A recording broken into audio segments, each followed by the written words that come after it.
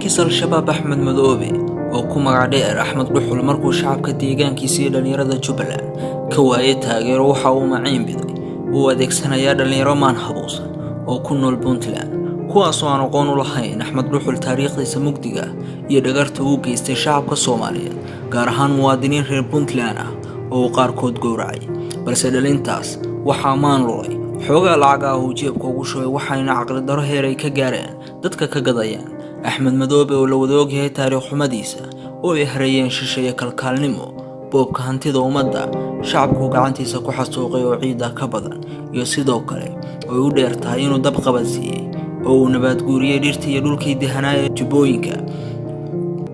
oo uu dhuxul bedelay haddaba rabitaanka shacabka Jubbaland miyay matalaan kuwa ka qaaday baraha bulshada aan ahayn Jubbalanders mise Axmed Madoobe cusub baa soo dhashay oo aan ahayn keenu naqaanay ee aasaasaha ururka al-shabaab ee arxanka daran